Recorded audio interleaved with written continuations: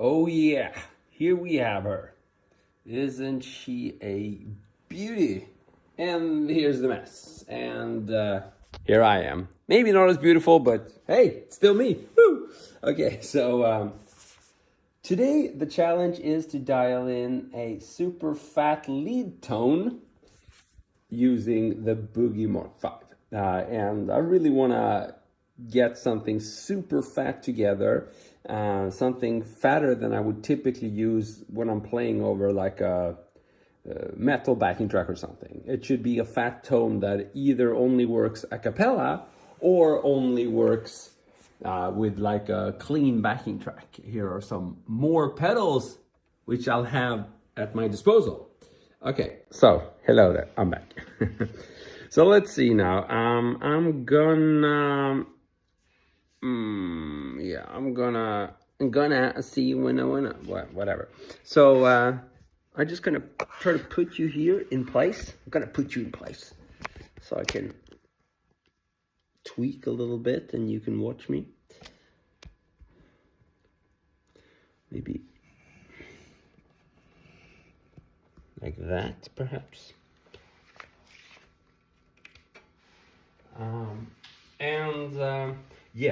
I won't shy away from using pedals because I think that I might want to go fatter than, maybe even fatter than the fat channel on the Mesa Boogie amp. Hey there, greetings from Iran, Aryan Sidi. Stay safe, man, and I hope you can retake your country back. You're worth it, man. Okay, so here's a basic tone without much connected to it. A little bit of reverb, maybe some delay. Yeah, let's remove that for now.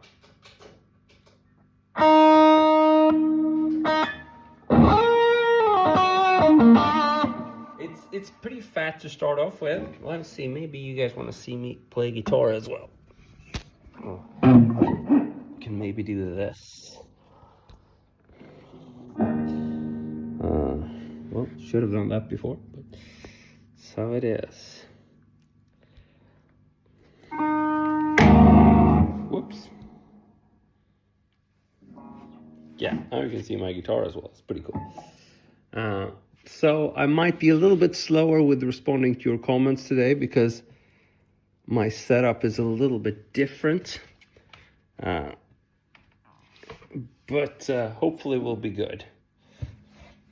What I am going to do once we have found a tone we're happy with, then I'm going to move back to my standard position where I can, see what you guys are saying a bit more clearly, and we can just play and speak the way we usually do it. But now we want the fat tone, so let's go. So there isn't a whole lot of distortion here. What happens if we turn up the gain here?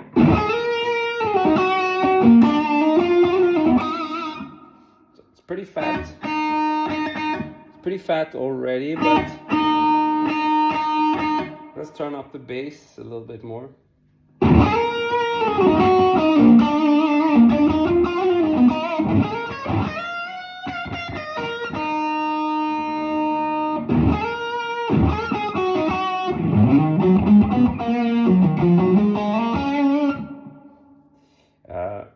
The problem with turning up the bass on the amp is that oftentimes it just gives you like an overall compressed sound. And I want my sound to be hey, Eva Herfiana. Sorry for I can't even see the screen properly. Welcome to the stream. So the problem with turning up the bass knob, bass is to you just get an overall compressed sound, which I kind of hate. I still want the attack to be normal and not to, and then I want it to bloom later on, if you see my point.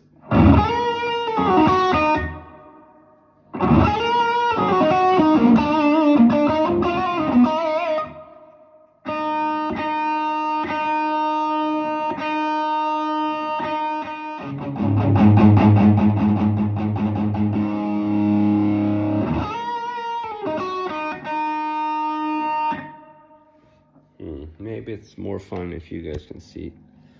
Like, let's see if we can get closer here.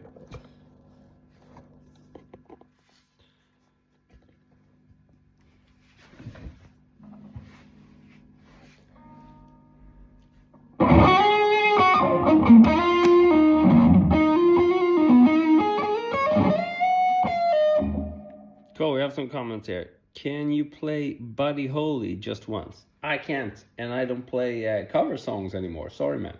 Okay.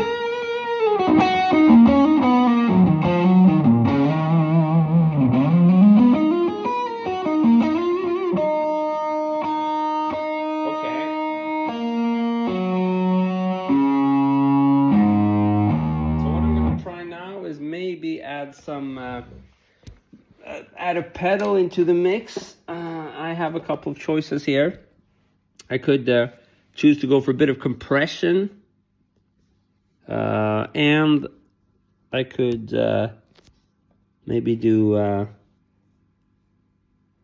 like full tone OCD. Let's try the full tone.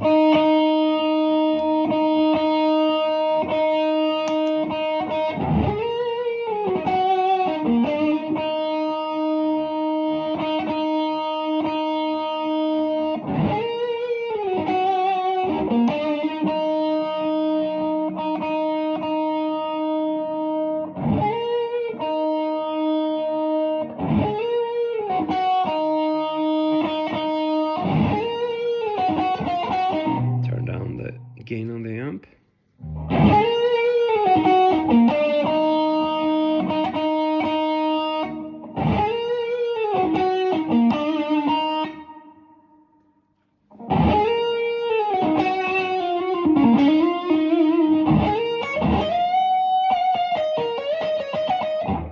It's not fat at all to my ears. So far, no success. See what you guys are saying here. Read the comments a little bit. Can you play Mesro Puppets? Hi there, it's Real Happy. How you doing? Duffel Beer, what's up?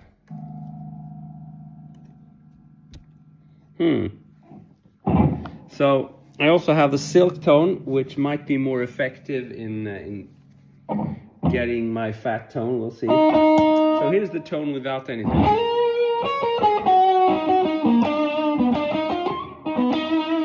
I mean, it's already a little bit fat, but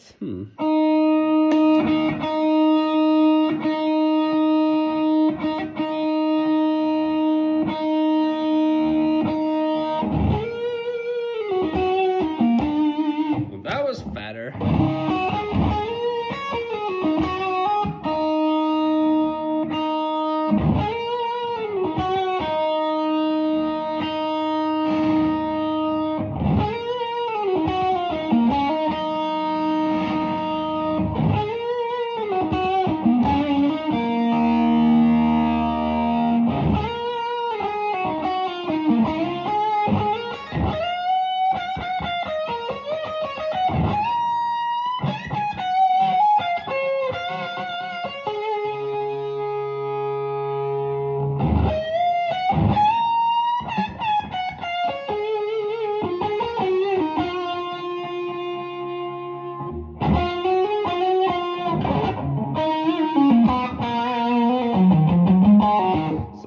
Did it a bit fatter, made it fatter.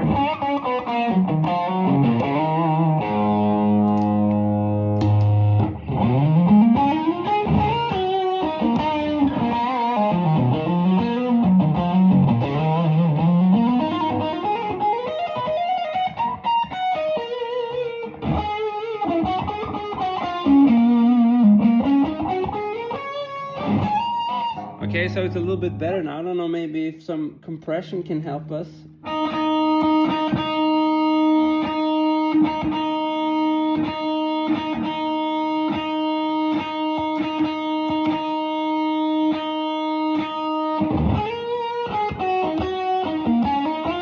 I think it did. Turn it off.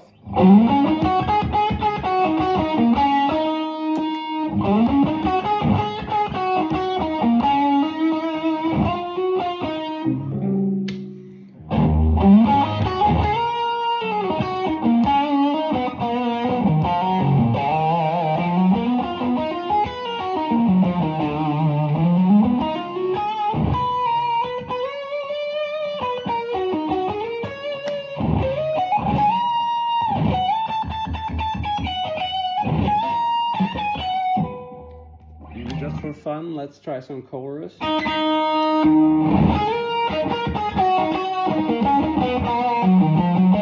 It's very subtle.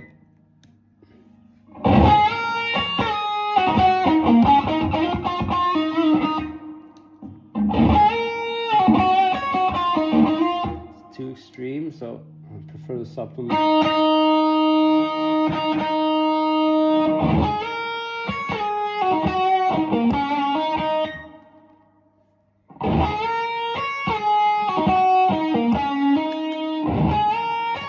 Well, that did something for sure.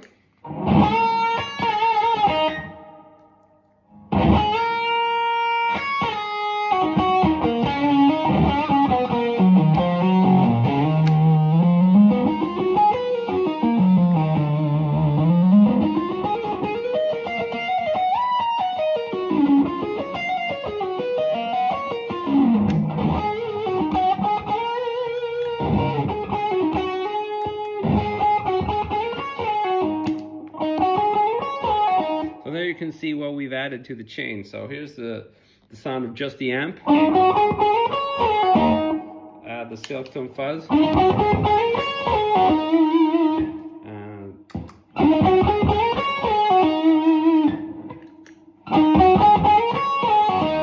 Maybe a little too much gain. It's a little bit uncontrolled. Let's try the cleanup knob.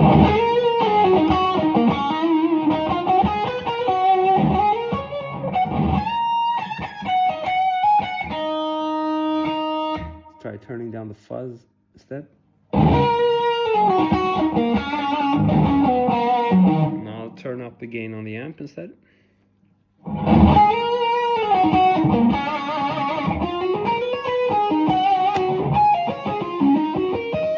This is pretty fat, I guess. I can't say it's like the sound I had in my head, but that's the way it always goes. You never get what you think you're gonna get. Hello there, Delusion Fast, Raynam, Dan Eamon. Dan, what's up? Okay.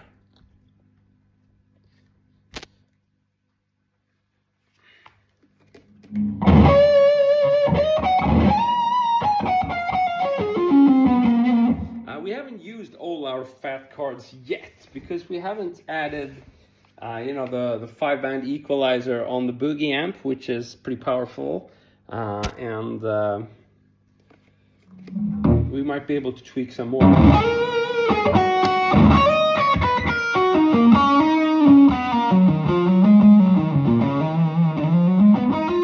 Okay, let's turn on the EQ.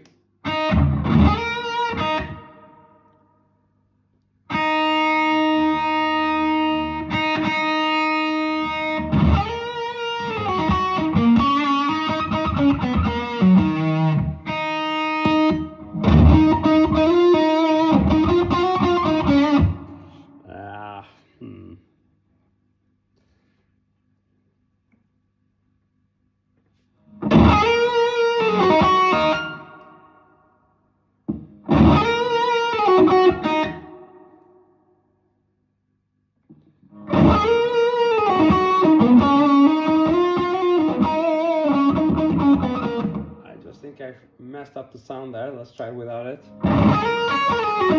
This, it's hard to compare because the EQ adds so much volume, but this is more playable. The other one is just really pushed. Let's see if we can compensate for it.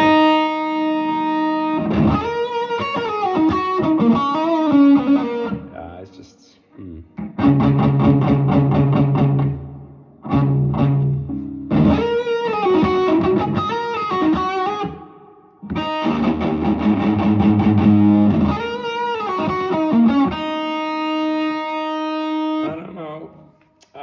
for this kind of sculpting, I think EQ can be a little bit hard.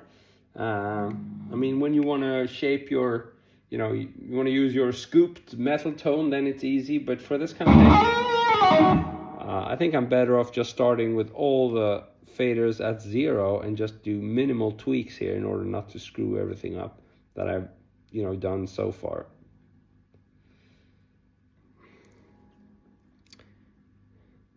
Hello, Maestro. What's up, Justin?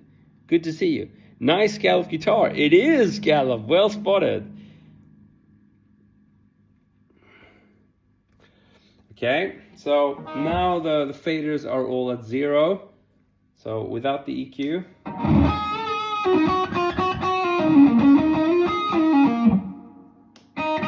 With the EQ.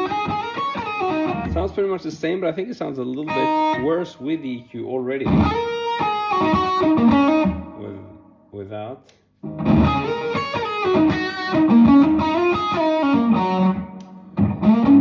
Let's just try adding some low end now.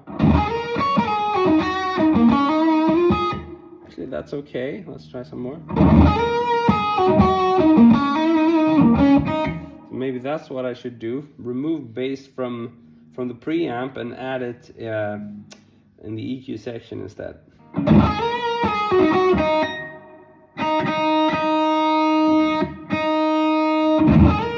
Yeah, pretty cool.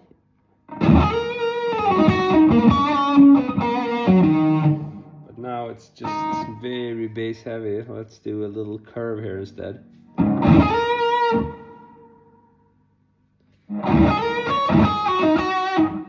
Where do we want the mids? Maybe we don't want any mids. Just do this and this.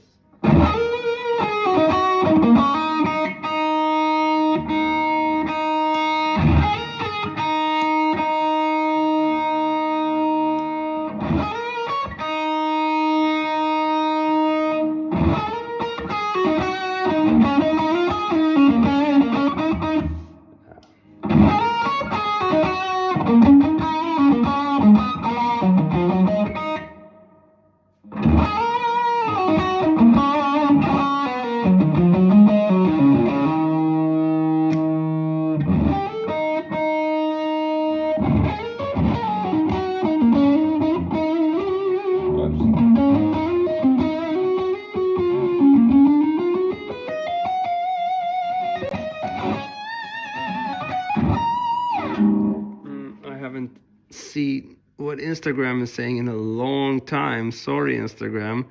Turned out doing everything at once was tricky. Let's see what Instagram is saying. Marley, do you have a distortion pedal? Are you wanting fat and dirty or fat and clean? Sorry, fat and dirty. That was a perfect question there. Sorry I missed it. I want fat and a fat lead high gain tone. Okay.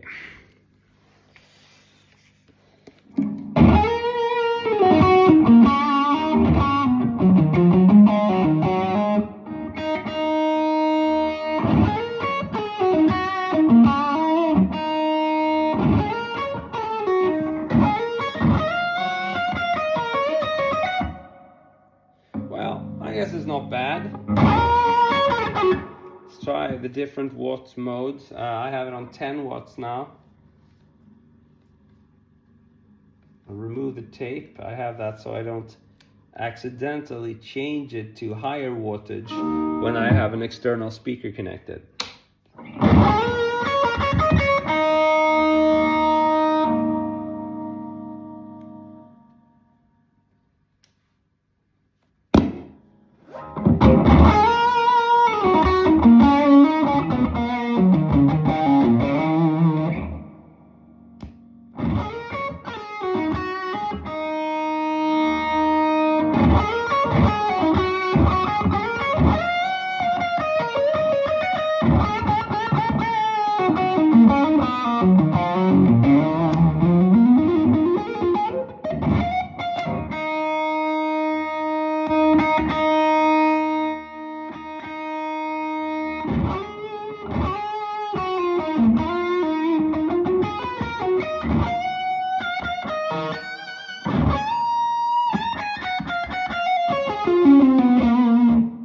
How fat it is though.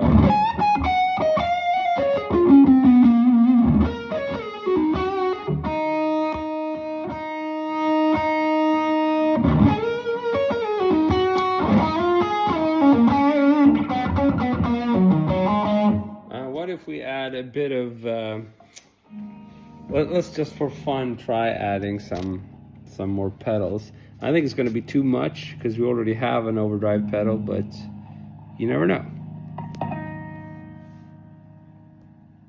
Let's first just try the chorus again. I mean, it was cool, but it didn't really make it fatter. If anything, it made it a bit more focused, actually. So what happens here? Yeah,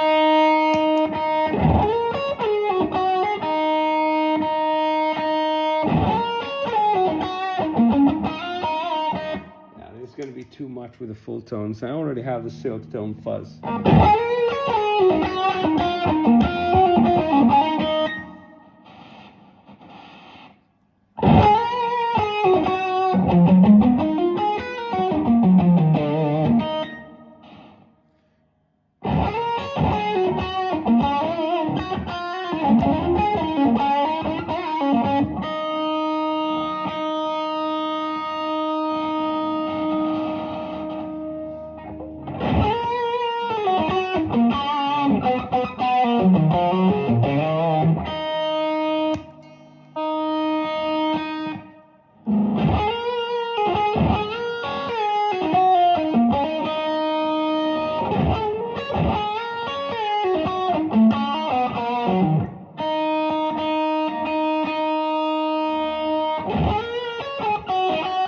This really helped in focusing the sound a bit. It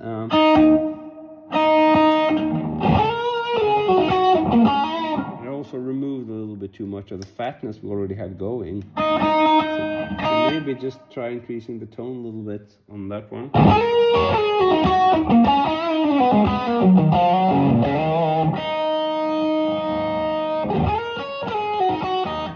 Worked well. Let's improve the attack as well.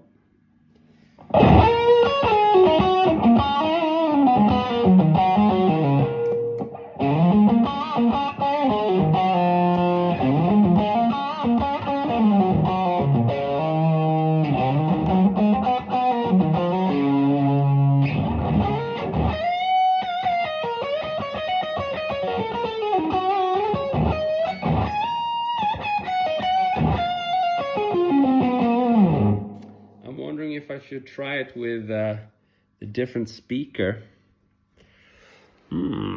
Tough choices. Let's see what you guys are saying. It needs more boost. Cool comment there. So you still think it needs more boost? I mean, I already have I have first a compressor, which doesn't, I try to keep it at unity gain. And then I have the silk tone fuzz, and it's already pretty boosted. I think unity gain is here at 9. I mean, we can just increase the volume knob there, and that's going to boost the signal. We can try that, see how it sounds.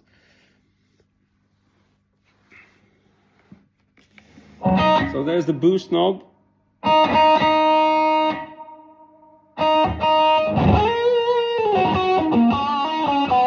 Well, you were right. I think it sounds better. Let's try it now without... Let's try it.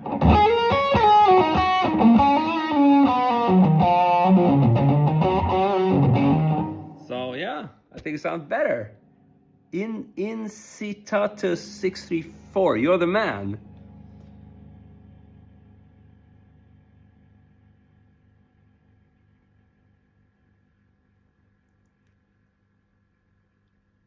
Hey there, Achilles. That's right, no begging here. We play here. You don't need an authentic guitar or anything. You just need the cheapest guitar you can find and spend some time with it. That's what matters. Okay, who am I to speak with all the gear here? I realize that, but when you're starting out, you really don't need any fancy stuff. You just need a burning desire to play music. Okay, so actually, that was a very good comment by Mr. Incitatus. I think the boost really helped it out, just increasing the volume here.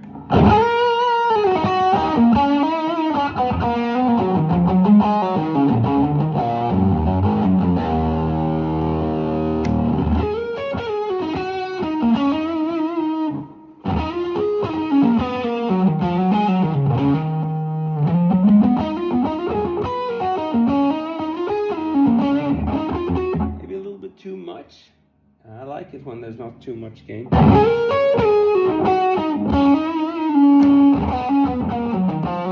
It's pretty fat, I would say.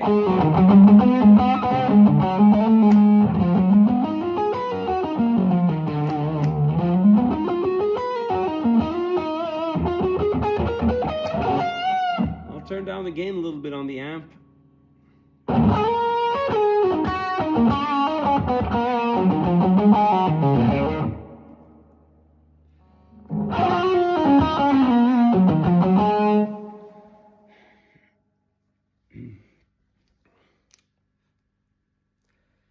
Akhilesh, you like the tone? Awesome.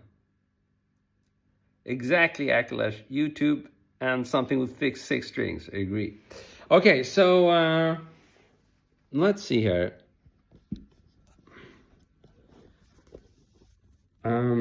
What I haven't tried yet is a bit of a delay, and I don't think my usual setting is going to work really well because with this fat tone, you probably need a thinner delay, because if you're just repeating the same fat thing over and over, it's gonna get really mushy. Okay, so here's my mess. You get to see this mess, sorry about that. It's cable hell all over the place, but you can be happy at least I managed to not have all these cables when I in my shorts. But anyhow, let's try now.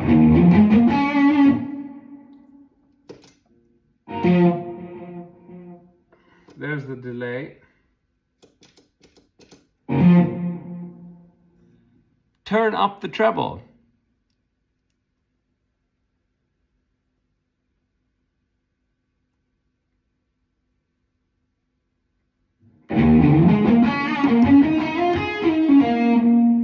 Are you sure? Treble? We can make it a bit brighter, perhaps. Let's just fiddle with the delay here, and then we can go back to the amp and adjust the treble.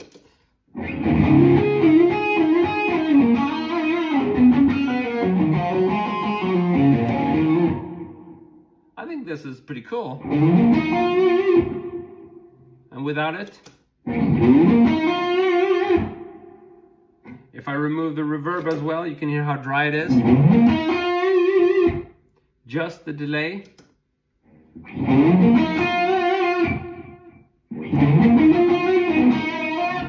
So that works, but if I add the reverb as well, I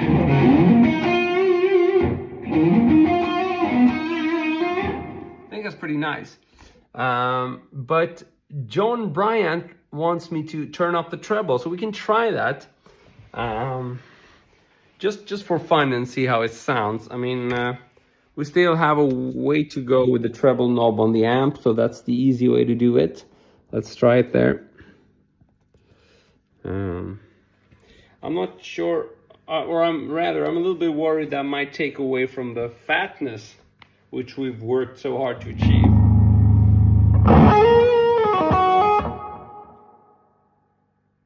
So there we go, treble up. Well, don't get me wrong, it sounds cool for sure, but I don't know.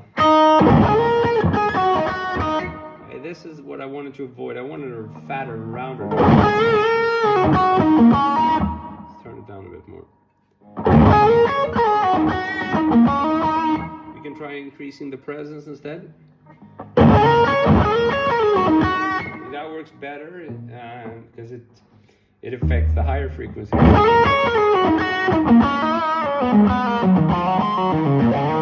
What do you think? Maybe that's a compromise? That sounded a bit better to me, increasing the treble. But is our sound still fat?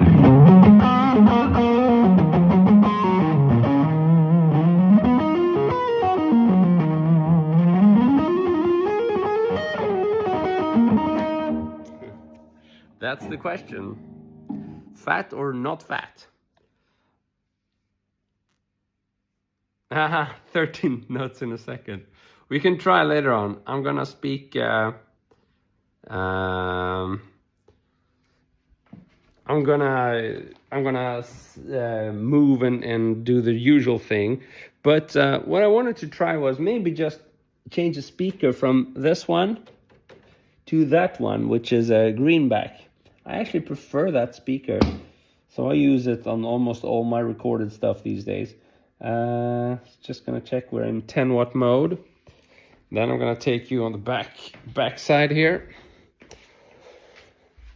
Okay, so I'm gonna remove the speaker cable here.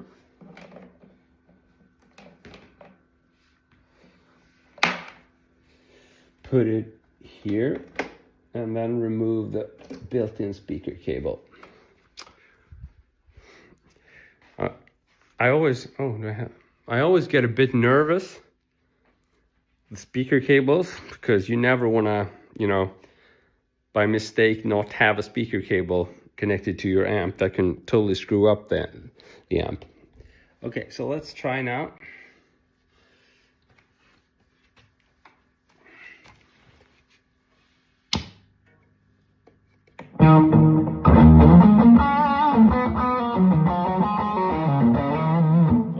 This sound, I don't know if you can hear a difference now, but this to me is a much nicer sound.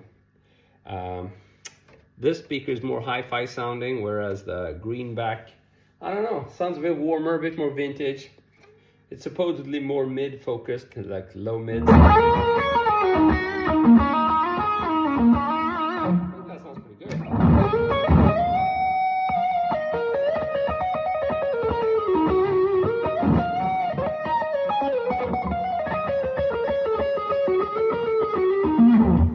So unless you guys have any specific requests, we can proceed to playing 27 notes in a second.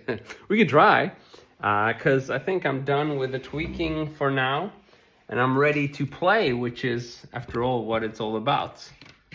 So let's see here. Oh, nice. It's a bit better view here, I think.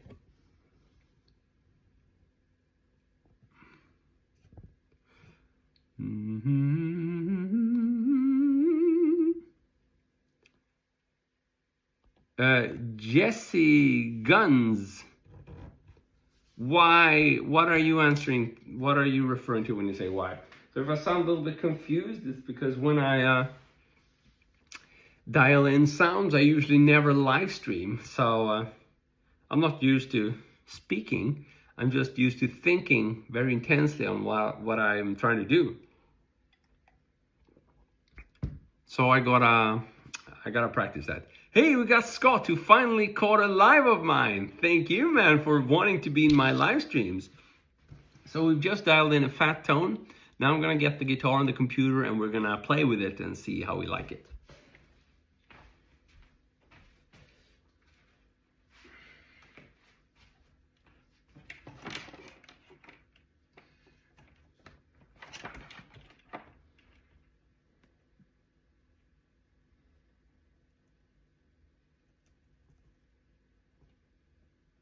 Okay, nice.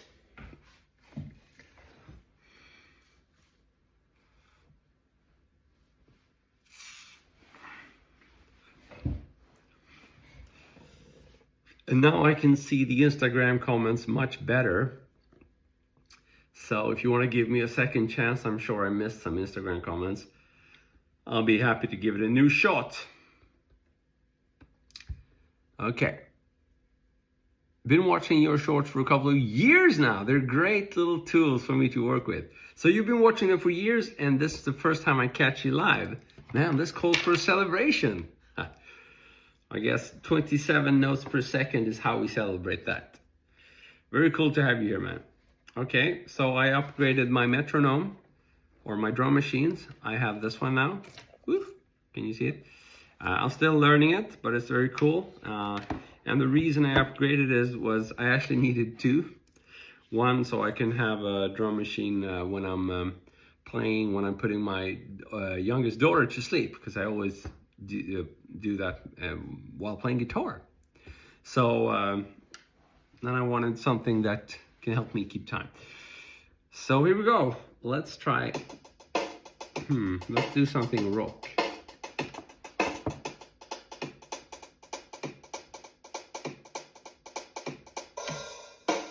Actually, this was cooler. Wait. Let's try this.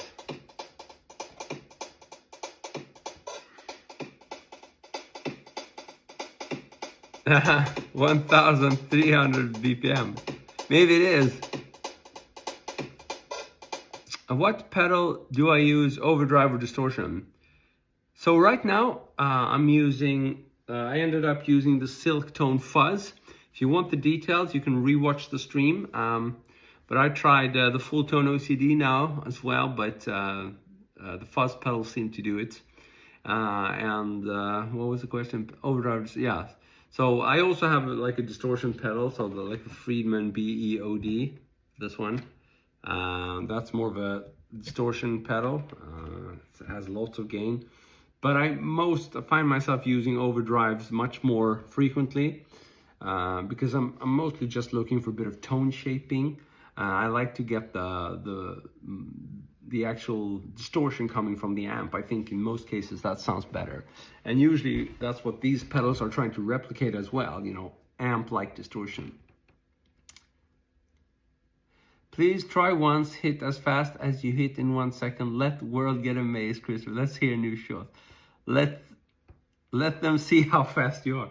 Gotta warm up first, right? And that's what we're gonna do now. So if you want the fast playing, I'm gonna have to meet you here in 30 minutes. If you've caught my live streams, you know that since a couple of weeks or probably months now, I always do the warming up with you guys because I just want to try to be online as much as possible or live as much as possible. So I'm not warmed up. I can't play that fast, but if you stick with me and we'll play fast.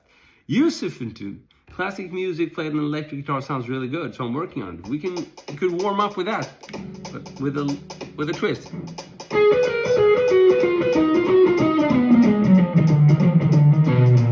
Sounds pretty fat to me.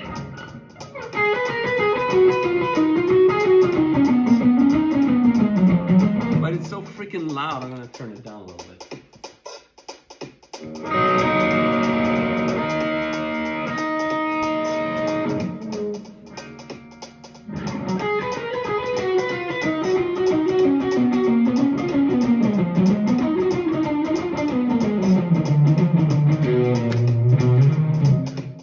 Pretty cool groove.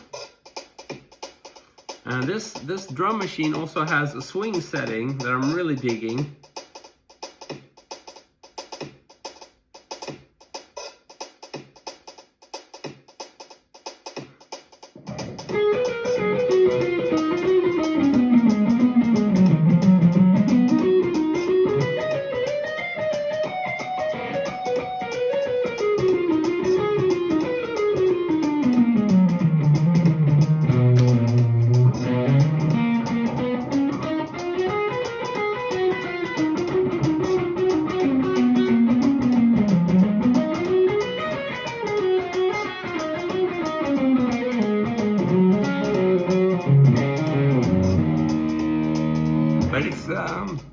It's very fuzzy. It's not very focused, but I guess that's the risk we took when trying to dial in a fat sound. Now I disabled the S1 switch here, so it's a little less fat, but a bit more focused.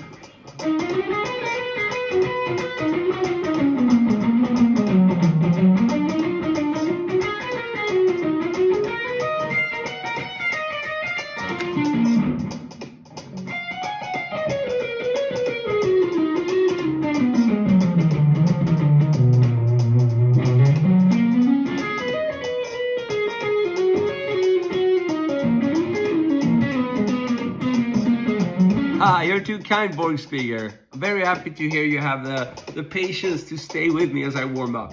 You can warm up too. Well, let's do it together. Yusuf, thanks for digging, man.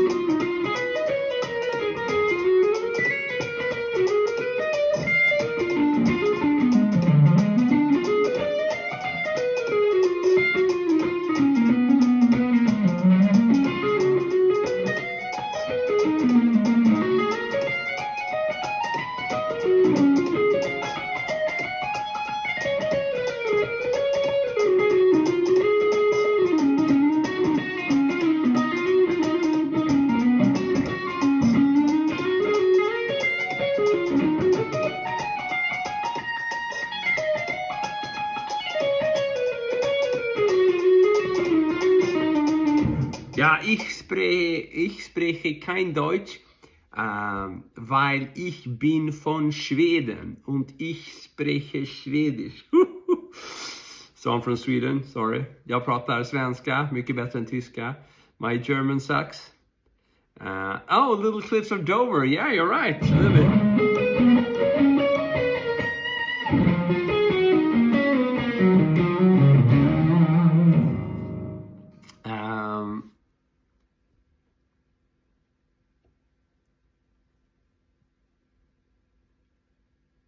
I don't know the solo by Nightmare. Yeah, I've heard that song. I would assume it's pretty hard, yes. I think it's a pretty shreddy solo.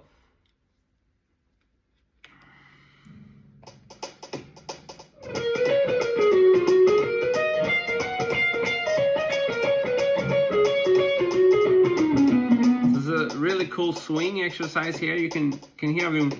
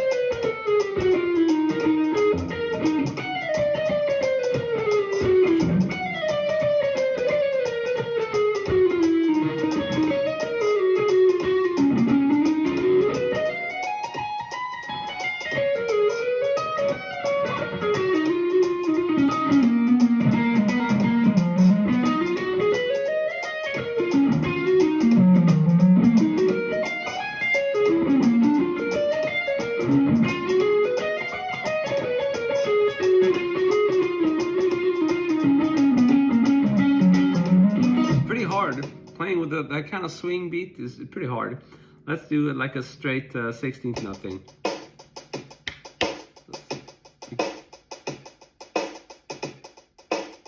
With a lesser swing.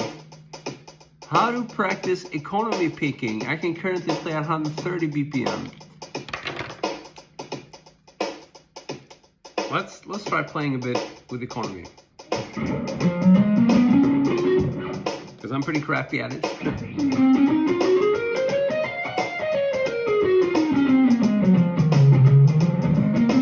This is economy with a swing.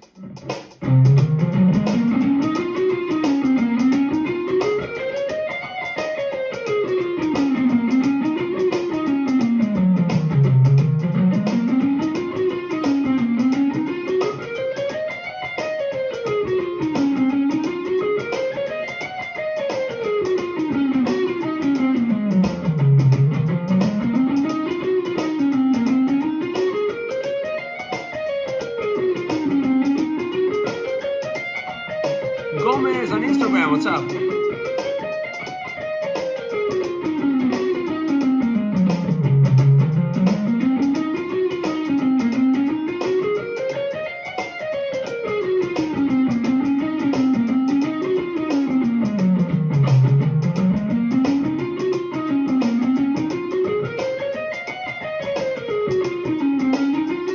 Okay, so that was slowly. Now, generally I want to do this when I'm a bit better warmed up, but there you have some economy picking.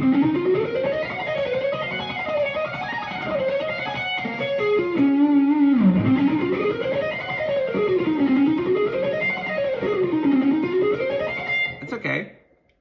So I think generally, I don't help people out with economy picking because I don't feel comfortable enough with it. But what I try to think about consciously when doing economy picking and when practicing it is the little extra thumb joint movement that kind of happens. So it's so between every string traverse, that's when you help a little bit with the thumb. Because that's where you would, with alternate picking, you would do the tricky kind of, string traverse where you might have to, we do this big movement to sort of do the outside picking movement. But here we just, before each string traverse, we have this kind of thumb joint movement going. So I'll try to play slowly.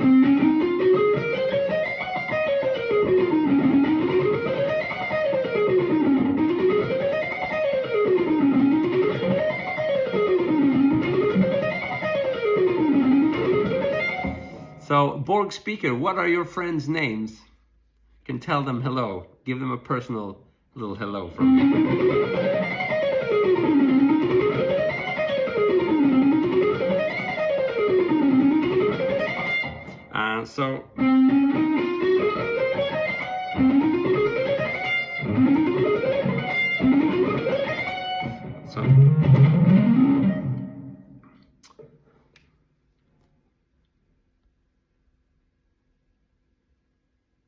So I keep my wrist and fingers locked and move the arm around up and down for string changes. Yeah, you can't just have the arm. You need this part for precision. There's no precision in the arm. So, you know, the bigger the body part, the bigger the muscle, the less precision there is, but the more strength you're gonna get. So you do need, you know, that kind of thing. So your friends are from Nepal.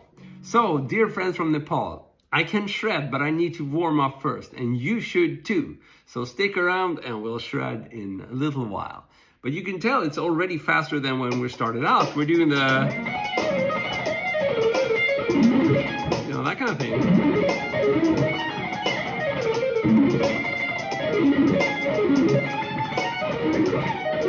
But I need to warm up or I'll injure myself. Desde Argentina, saludos, Joan, what's up?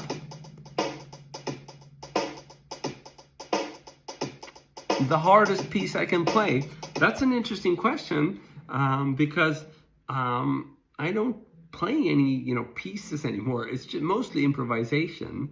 So the hardest thing I can play is usually what you hear me play whenever I'm playing with a high gain tone in these sessions and I've had the chance to warm up.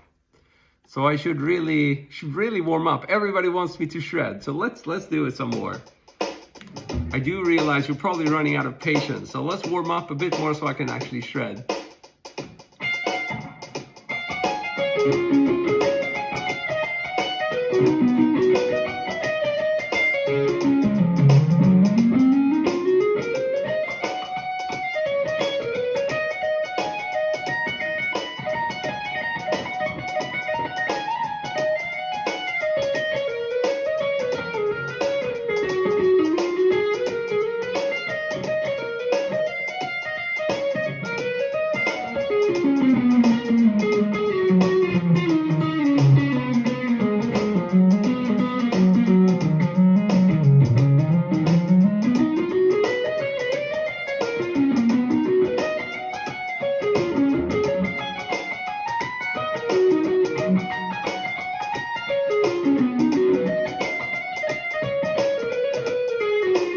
Thank you, Madhur Gupta. So I've been playing for almost 30 years now, on and off, but yeah, thereabouts. Sorry for butchering your name.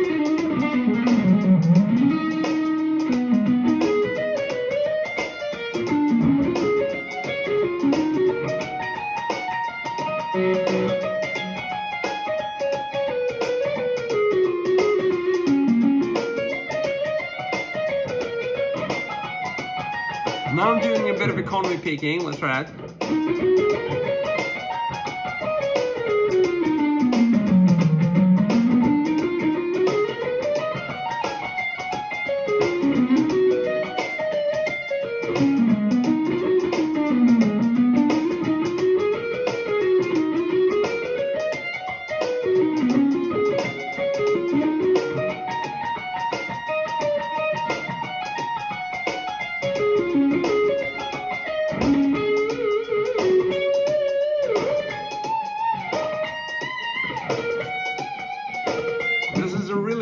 To warm up the alternate picking stuff and also for just practicing vibrato. So I'm just doing like 1, 2, 3, 4. 1, 2, 3, 4. So, for example, using just a power chord shape from the 15th fret B string.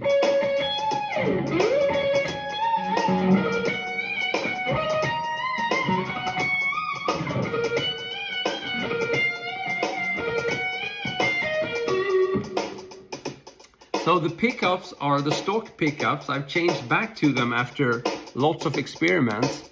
Actually, I had to buy new stock pickups because they were, I had blown one out. But they're SCN Cobalt noiseless SCN pickups. So they are stacked. They look like singer coils, but they're not.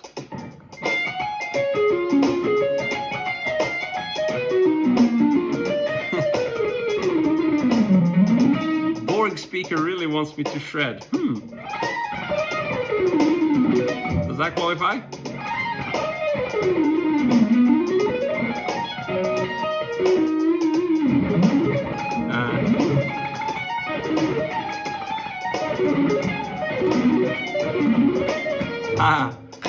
Gotta practice some more though. Normal high, sweeping, that's exactly what I was doing.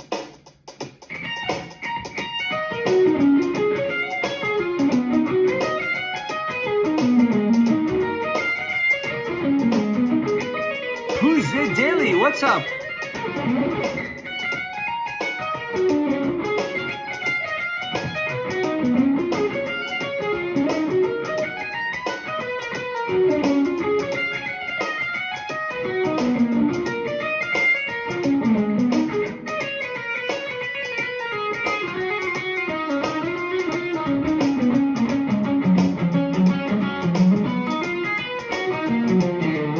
Thank you, Guitar Bastian. So many nice words here. It means the world, man. So if I inspire you to create content and just be active with the guitar, that's awesome, man. That's really more than I could have dreamed of. Let's see here. Normal high. What scale is your favorite?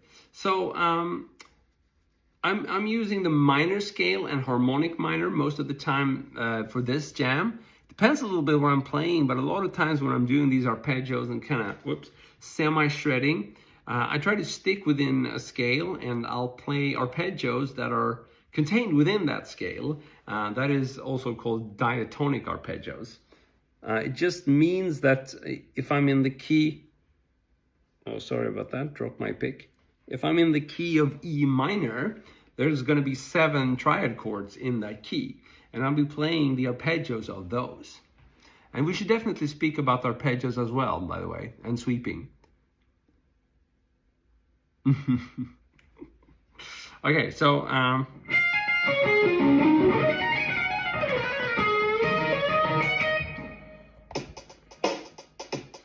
so I'm gonna do some more sweeping so I can warm up, and then I'll break it down for you.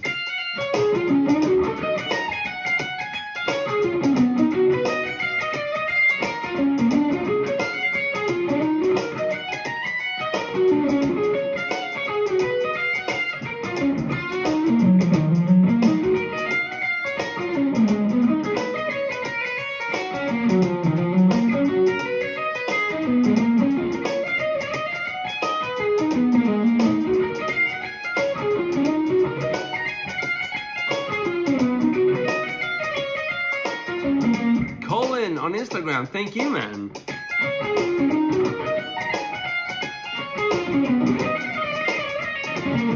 So, oh, sorry about that. This is a Fender American Deluxe Strat.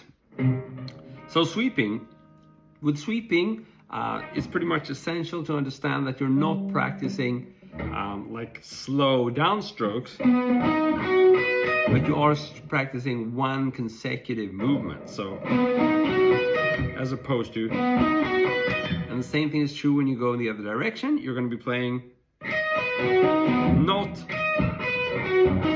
I can't tell you how many times we've seen on the GMC website students practicing like sweep picking, and they're doing everything by the book, you know, practicing slowly and making sure it's clean and there's no noise.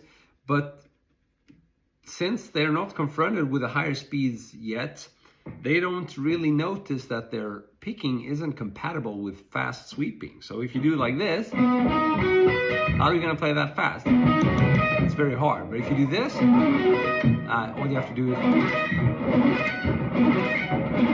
you know. But if you play like this, that's very hard to play fast.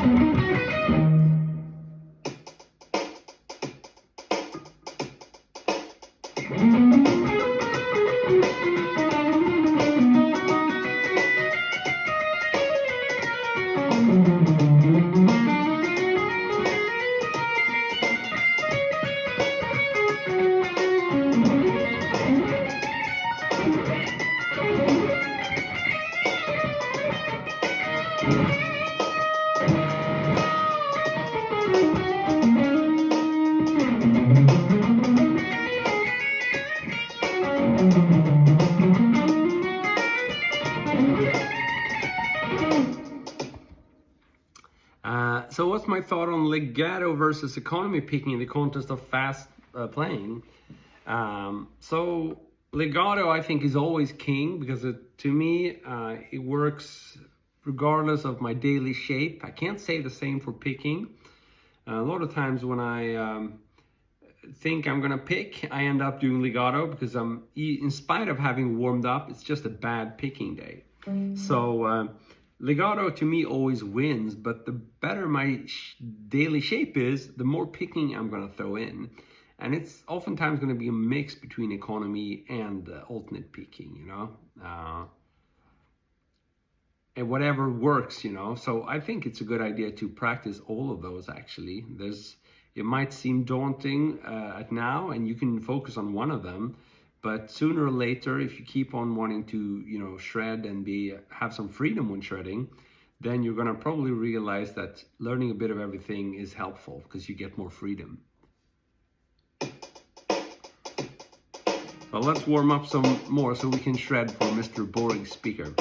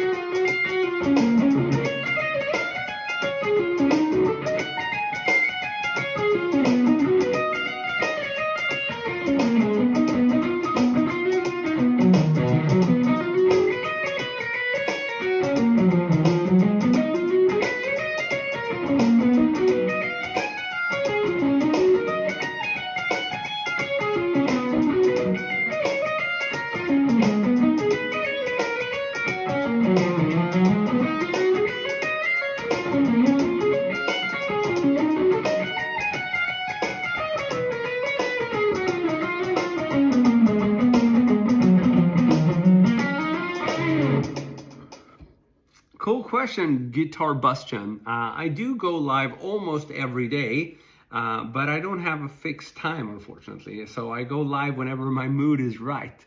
Thank you, Lisandrok, for digging my playing.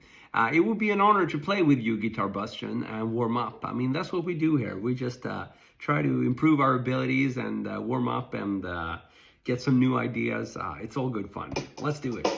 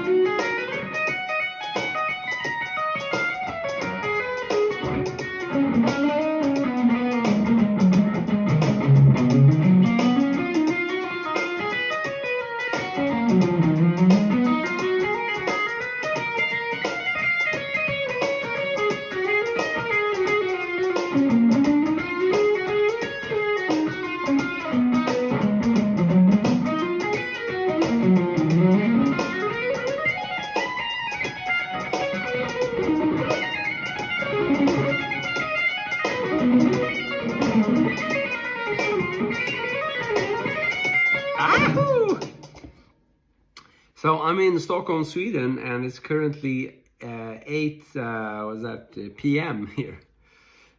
So it's evening, almost time for dinner. Writing this with translation, so I don't know if you understand. Well, what styles do you play, or what bands do you like? So, well, I grew up listening to metal, and I grew up listening to the 90s bands. So, Nirvana, Metallica, Guns N' Roses. But then I dived into all sorts of metal, but I never really liked the growly metal. Melodic death metal a little bit, but if it's more than that, I can't really stand it. But other than that, I liked listening to pop music. I had some years when I listened to quite a bit of jazz and fusion. So I think anytime the song is good, I'm happy with it. But in these streams, I tend to do more like high gain shredding, like I do now. But not exclusively. It's, it can go from week to week also what I like. Sometimes it's all just the clean tone and bluesy stuff, or maybe even some clean tone legato. But it's always my own stuff, I don't play any cover songs anymore. I get a lot of requests, and I feel bad for not being able to accommodate for them. But I might remember some old riffs, but it just, I don't know, I lose inspiration playing other people's stuff. I just want to play my own stuff and, help you guys find your own voice. And part of it is learning other people's material and, listening or learning from your favorite bands. But that's something you do maybe the first 10 years of practicing, or the first 20 years. I'm almost, approaching 30 years of practicing. So for me, that's long gone. And I was never very good at it when I did it back in the days. But, I had to, because that's the only way you can get, build your own repertoire by playing other people's material. Guitar, logging off for now. Meet you tomorrow. See ya, man.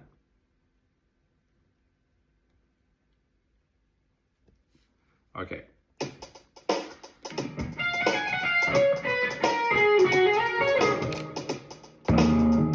We should find something slightly less funky, maybe.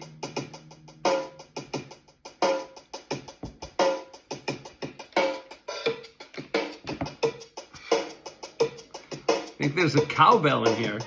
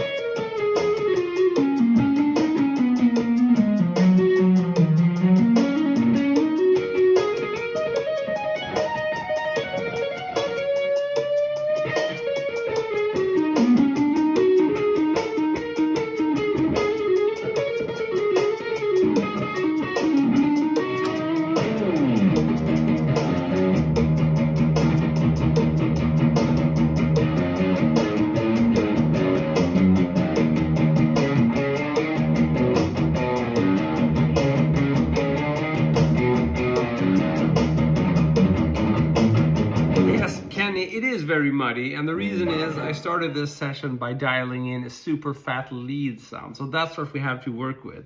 I agree, maybe would be cooler with a different sound, but I think it's okay. We'll do it, and we'll go between lead and rhythm here.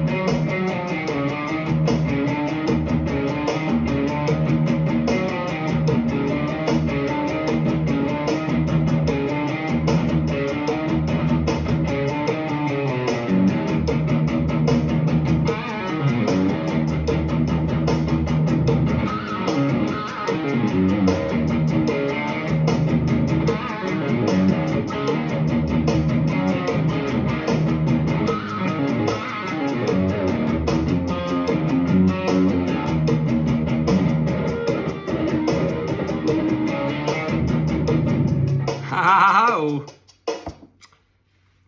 Yo, you're good. Thank you, Chris Gaming Center. Nice name you have there. Borg Speaker is happy. Thanks for the support, man. Big thanks. And that's okay, Lisa. I didn't understand one of those, but that's fine. Super power chords.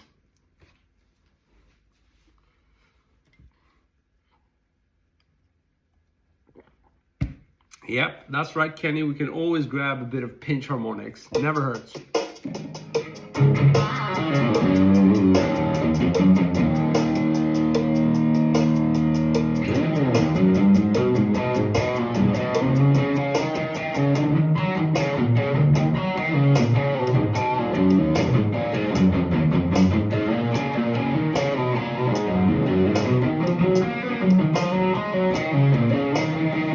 Tip for you when I'm riffing now. I'm doing a lot of these rhythmic displacements, and it sounds fancy, but it's actually a pretty cool tool. It helps playing. It's pretty simple. So if we just do like 5, 6, 7 on the A string, now if I play it just straight, wait, let's do this. So I could just do like 1, 2, 3, 4, 1, 2, 3, 4. That would be normal.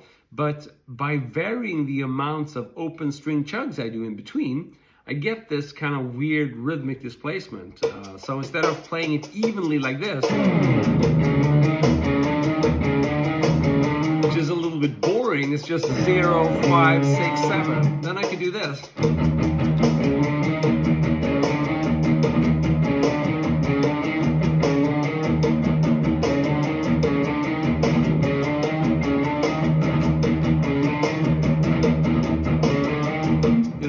And varying like that. So I'm just playing the same notes, but because I have this rhythmic displacement going on, it sounds more than just those 3 notes.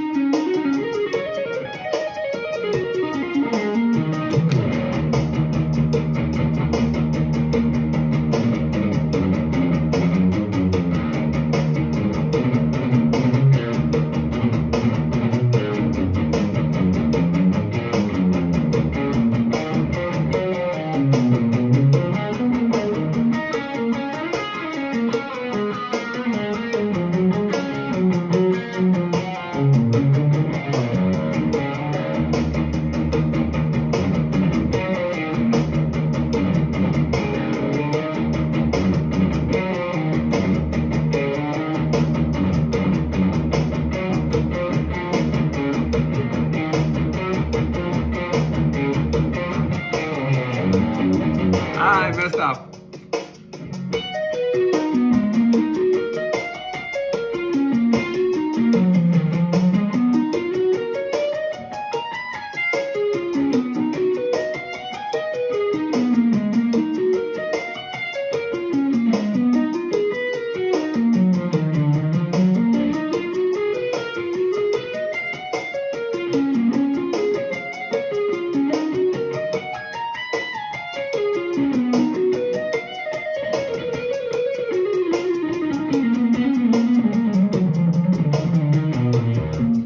I don't know any perfect circle riffs, but I love the band, and I'm a big fan of you know, Tool and Puscifer and all that stuff.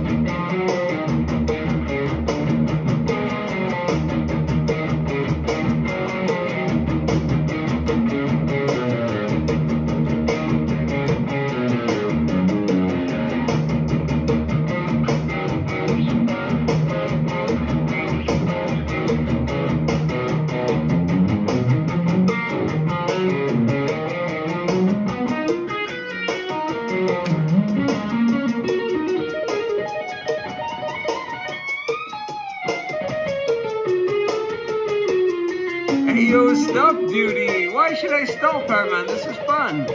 Can never stop shredding. Or is it He-Man?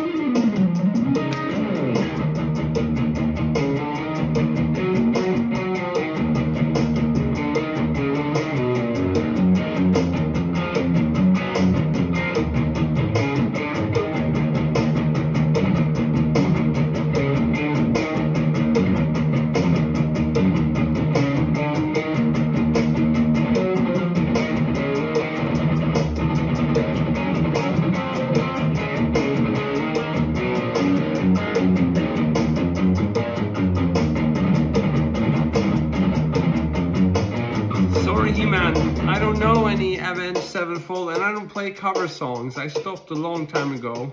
These days I just play my own stuff, and I just improvise, you know. I realize it would be wise of me if I just learned all these songs, but that doesn't interest me. And if I do something that doesn't interest me, I just lose interest. So it's a bit like you force yourself to play something you didn't like, you know. That would never work. You would put the guitar down. So I hate to say it, but I don't do cover songs.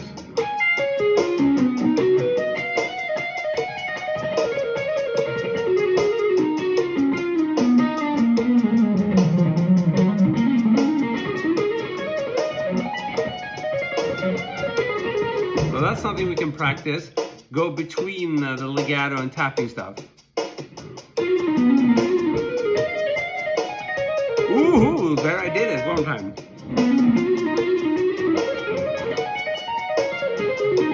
That's really cool. Let's try one more time.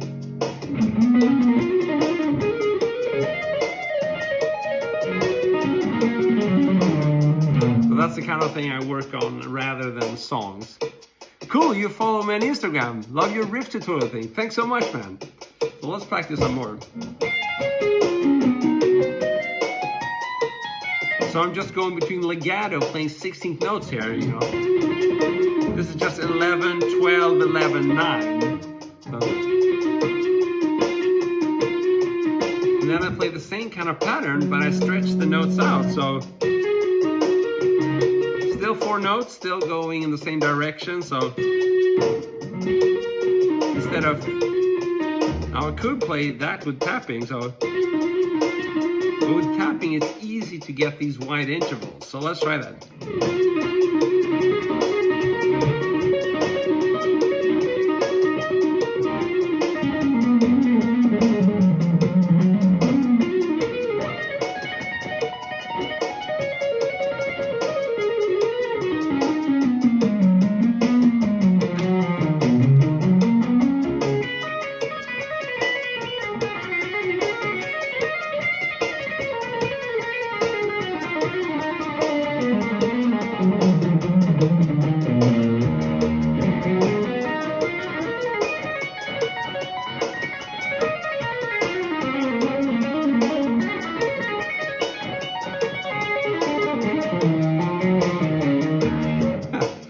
I didn't think about that. Maybe I speak with the metronome because I have no other choice. I have to speak with the metronome. I'm gonna rap. Very cool observation there, Gizmo. Thanks for being around, man. I want you to shred alternate pick 3 notes per string as fast as you can. But why? Very nice. Thank you, Jim 8 Leaf from Instagram. I'm not very good at the fast, shreddy stuff. You're the best guitarist on YouTube. You're too kind, Dookie. Thanks so much. You know, I'm not very good with strict alternate picking, you know, but I always like to throw in legato in there, you know, but I think that's how most shredders do it, actually.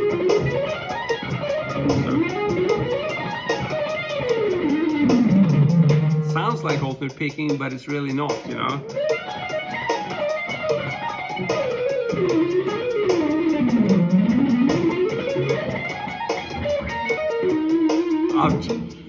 Let's see if we can do it more musically.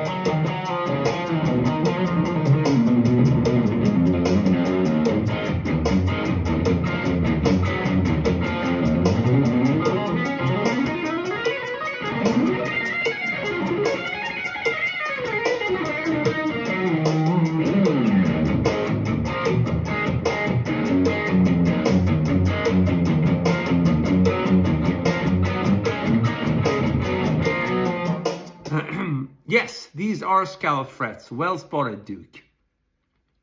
You're using 3 single coil pickups and not using so much distortion. The tone is clean. Best regards. Well, these are actually fake single coils. They're stacked single coils, but they're not extremely loud, but they're still pushier than your regular single coil. I have the S1 switch here. I can engage them in parallel, and that gives me basically 4 coils. The sound changes radically because I have such a extreme setting on the amp and pedals, because I was going for a super high gain and fat sound. So it sounds a little different. Probably not my #1 choice for rhythm, But yeah.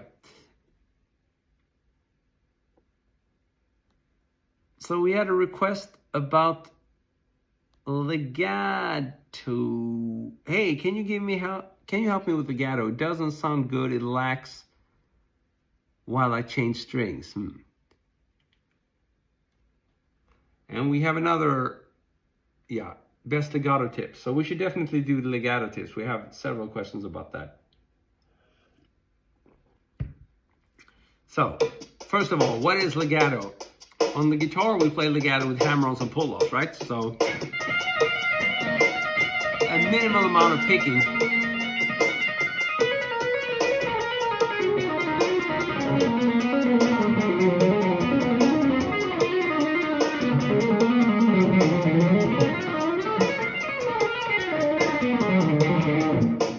But still, the picking is highly useful because it allows us to control dynamics, and also it helps us with just positioning our hand for proper muting and that kind of thing. But there are lots of things that can go wrong when you practice legato. One of them being you might strike the string too hard with a pick, and then the notes that come from the left hand are softer. So it's not going to sound really legato, it's going to sound like pow, pow, pow. And usually that comes when you change strings, right? Or when you do string traverse, because that's when people tend to pick again. So if your picking technique is too aggressive for legato, then that could explain why it sounds bad.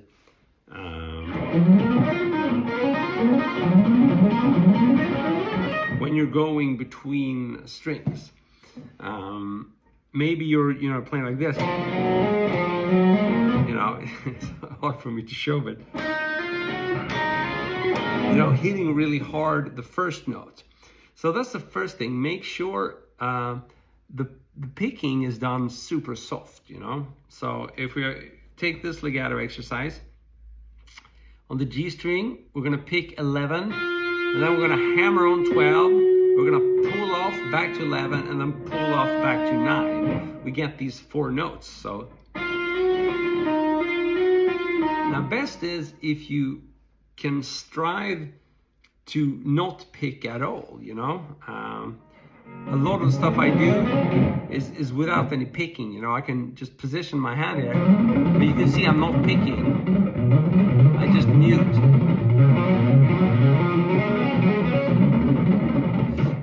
So that, I think, should be your end goal if you're practicing legato, to not have to rely on picking. That's a good start. But for a lot of years, this is going to be irrelevant for you. You're just going to have to, just make sense out of that simple exercise. It takes a long time. So one thing that helps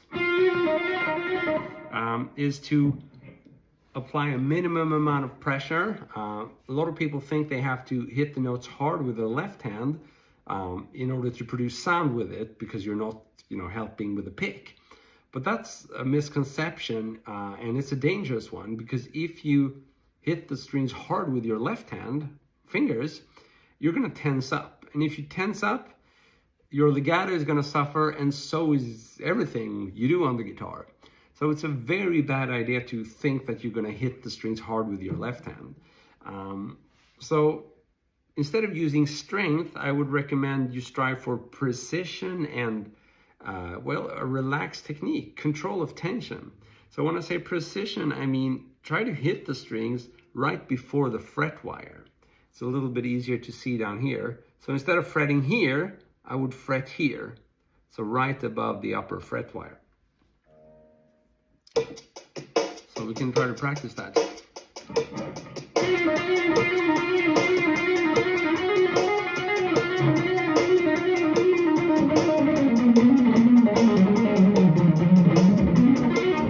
Okay, so Duke, that's an interesting comment there. I would say legato, or the definition of legato has nothing to do with picking or not picking, obviously. It's just a smooth flow of notes. And on the guitar, we tend to think of it as not picking too much, because picking gives us that peak, so it's not as smooth. But you could get a fairly legato sound. I mean, the sound I have now is by nature very like fat and compressed, so I'm picking, but it's still, you know, okay. I mean, this is staccato, but I'm only using hammer-ons here, but it sounds staccato. It doesn't sound legato, and that's because I'm pulling it. So it's more about the sound, you know, more than the techniques. But the techniques help us achieve the sounds. So it all comes together. Thank you, Borg Speaker.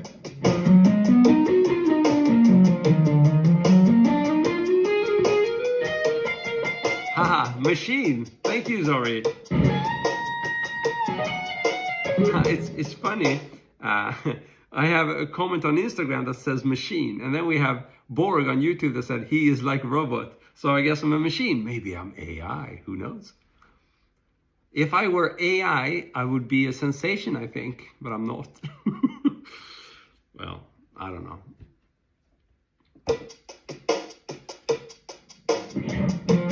I would be very advanced AI that can sound like a crappy bedroom guitarist.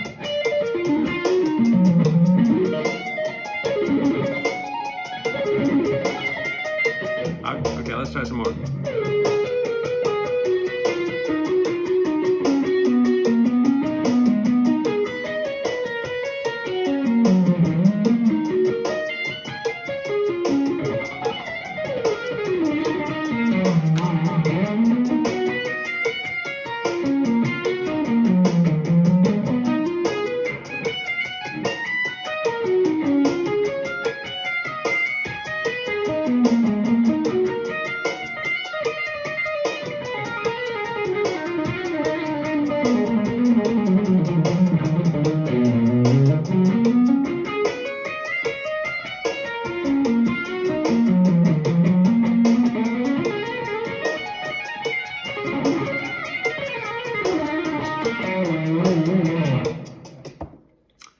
Cool, that's an interesting question. What do I think about Suno and AI?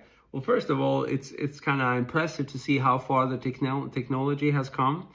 You know, for me, it's hard to not analyze AI from like a threat perspective, because it's an obvious threat to, you know, like Suno is an obvious threat to anybody who's striving to make a living out of playing music. So from a threat perspective, it's scary how good it is, and you know, I could probably ask Suno to, you know, come up with a song that sounds exactly the way I dream of being able to sound when I you know, record songs. And that's a horrifying thought. But then I know that Suno is just copying someone else who does it well, and that's the whole thing I want to avoid. I don't want to copy anybody, you know. So it has a bit to do with pride as well. AI is not, well, at least not yet, as far as I can tell, it's not, you know, it's not innovative. It's just stealing, right? It's the same thing with, you know, Gemini and ChatGPT.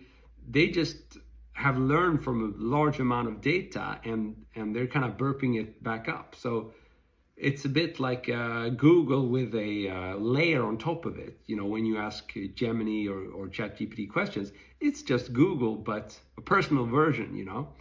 And Suno, to me, is the same, you know. It's just stolen music put together and at your request. Now, how is that going to impact the future? I don't know. I guess it's just going to get better and better. I like AI when it's like a tool that's embedded into my like my music software. I know that Logic Pro has some of that stuff. It has a very good mastering assistant. Does the mastering for you with just one click. I think that's awesome.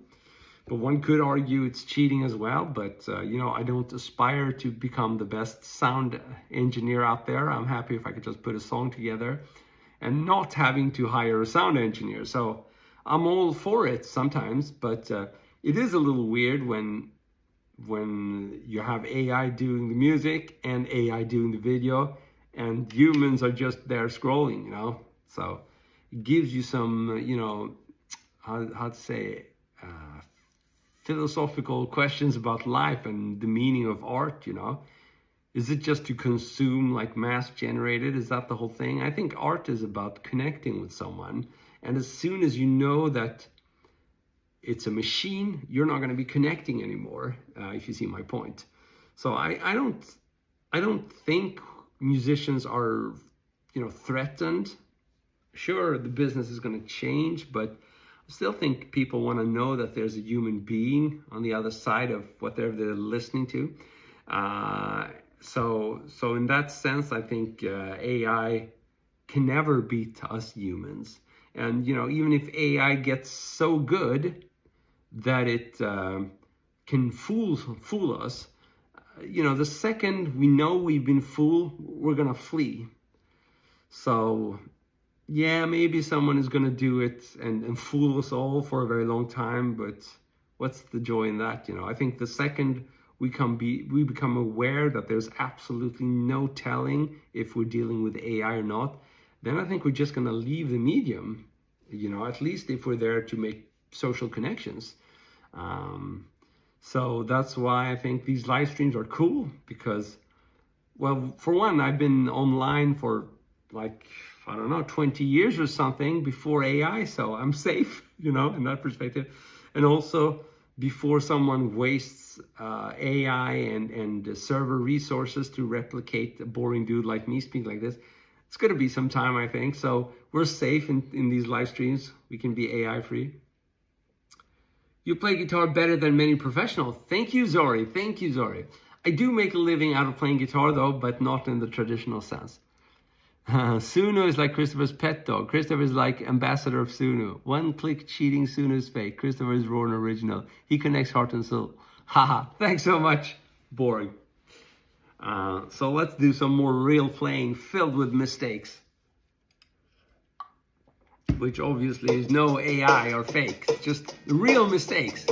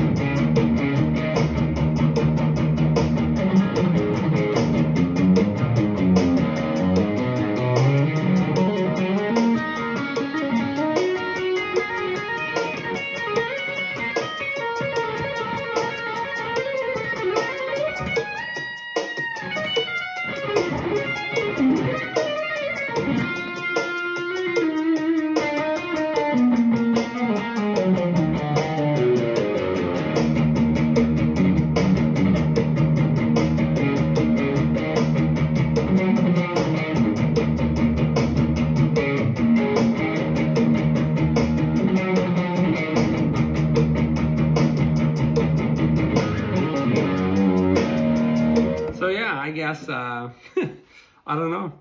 It's about the AI stuff. It's very interesting, and I'm not gonna lie. I use it a lot. It helps me, not in music, but in all the tech stuff. I'm really bad at quickly writing a good text. So for that purpose, I love using AI, so it helps me a lot. I'm not gonna lie, but is it gonna take the place of art? An artist? I don't think so. At best, it's gonna be a tool. But if art is to be consumed by humans, then I think it has to be performed by humans, and they might use AI as a tool. But when it doesn't come from a real human, I think people are gonna tell. You will miss Christopher. Do you do lessons? Yes, you can go to my Christopher Dahl site, and there you have lots of lessons and courses. Cool. But yeah, it's a very interesting topic. Maybe I should record some other videos on AI. I'm just trying to figure it out myself. So, but it's an interesting question. Thanks. We need to change the rhythm here. Maybe do rock. Someone asked for blues licks or SRV.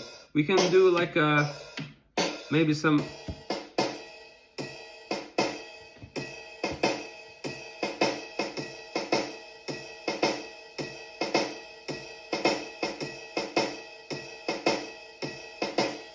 It's not that bluesy.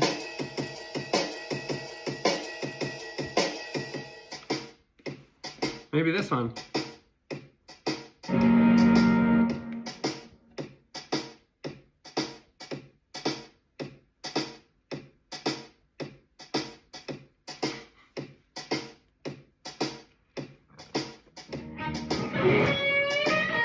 Nah.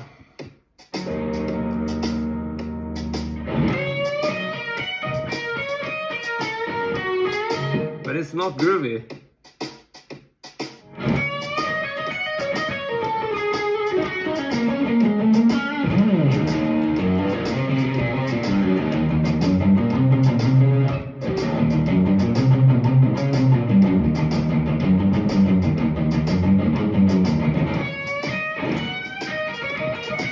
All right.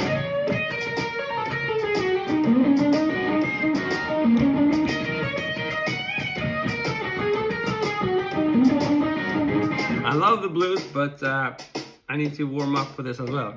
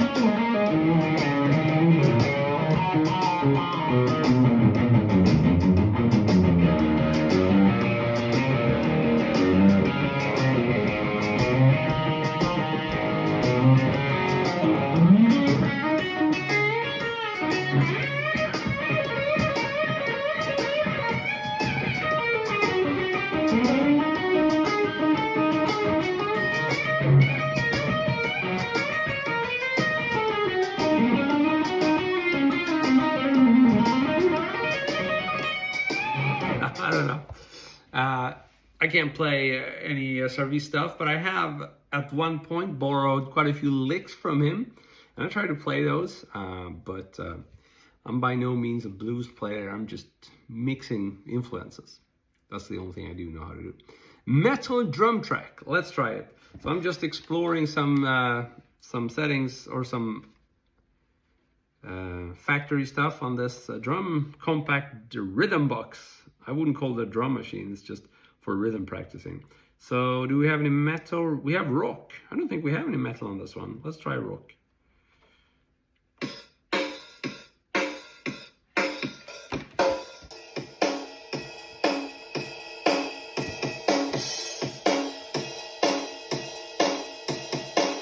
Cool, we have a question by RHN on Instagram as well about making solos come to life.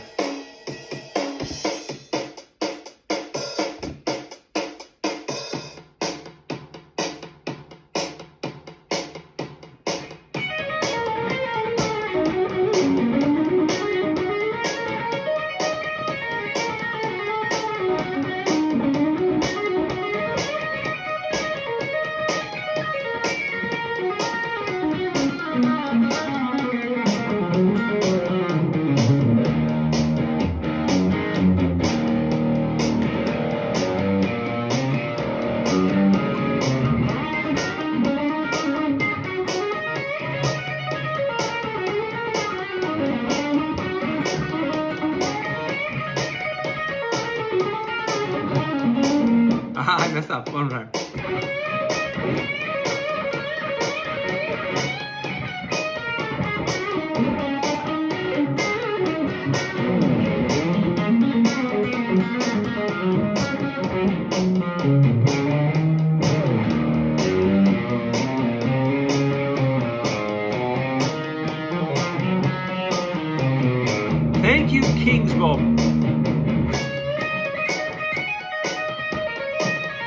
This is a Fender American Deluxe Strat. It's actually a 50th anniversary, so it has swamp ash instead of older.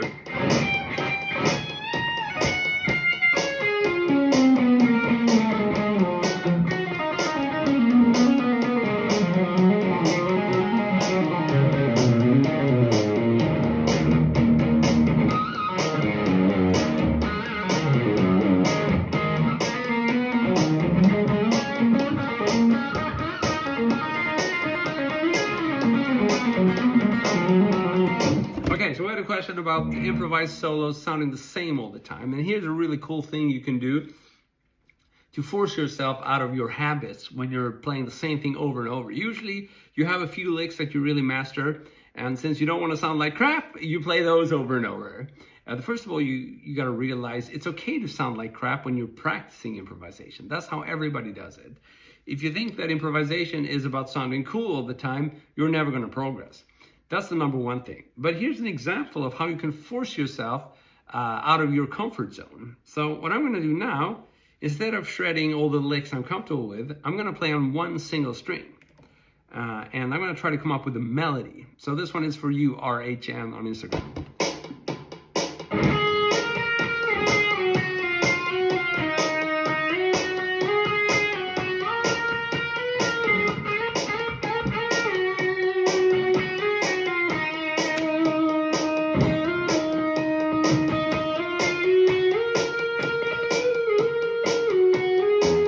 Doesn't even have to be fast, you can just use your pinky.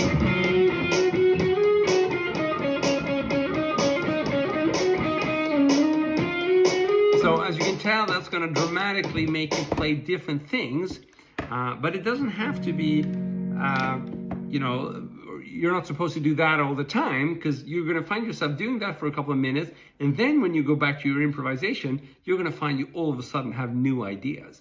That's just an example of how you should play with basically imposing limitations on yourself to make yourself, force yourself to play differently. Okay.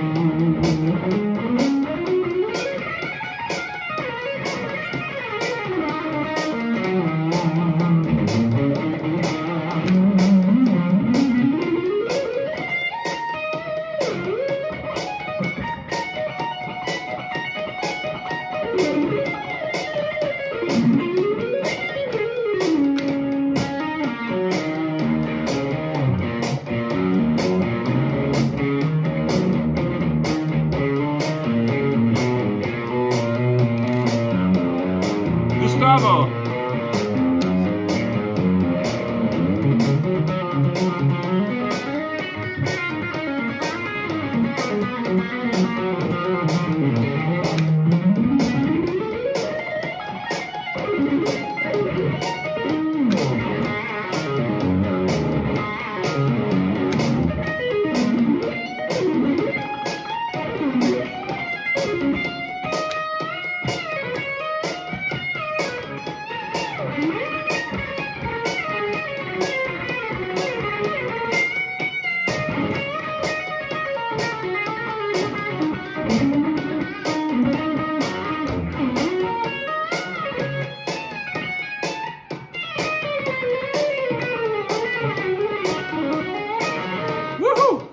Okay guys, it's getting late here. I unfortunately have to stop. This was a very fun session.